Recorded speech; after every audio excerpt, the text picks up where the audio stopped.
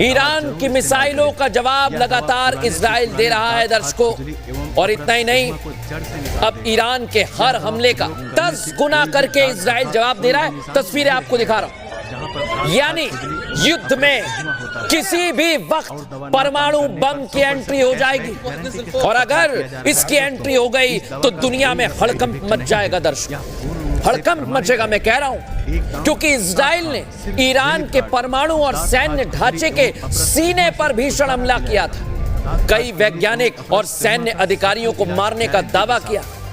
उसके बाद ये युद्ध और ज्यादा भीषण हो गया। तस्वीरें देखिए जरा, ये रोज धमाके हो रहे हैं। लेकिन अब दर्शकों खबर क्या है? खबर ये कि इजराइल के निशाने पर कौन आ गया है? ईरान के सुप्रीम लीडर खामनेई।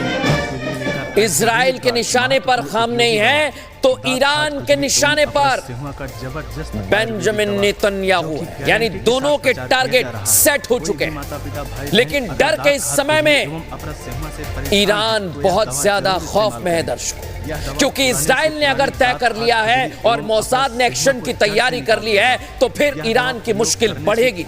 और इसलिए खबर यह है दर्शकों, इजराइल तो यह भी दावा कर रहा है कि डर की वजह से खामनेई बंकर में छिप गए कहीं। ये इजराइल दावा कर रहा है दर्शकों। ईरान में इतना डर है कि खामनेई बंकर में छिप गए।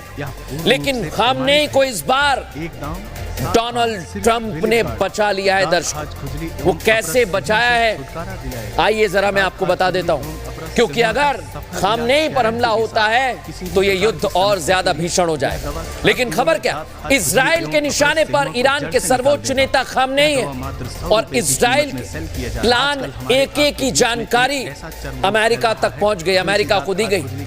लेकिन तुरंत ट्रंप ने इजराइल के प्लान AK पर वीटो लगा दिया, और ट्रंप के वीटो लगाने से इजराइल का प्लान AK रुक गया।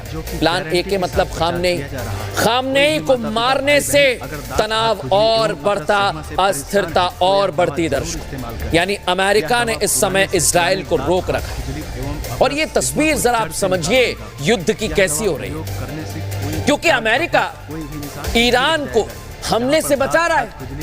इजराइल तो खामनेई को टारगेट पर ले चुका था, लेकिन वो तो भला हो ट्रंप का कि उन्होंने बचा लिया, खामनेई को मारने से रोक लिया। लेकिन इधर ईरान क्या कर रहा है आपको पता है दर्शक? ईरान ने इजराइल में अमेरिका के दूतावास को निशाना बना दिया। सोचिए, उसे एक तरह से अमेरिका का बेस मान लीजिए। और इजरायली PM नेतन्याहू ने तो एक और बड़ा दावा कर दिया है।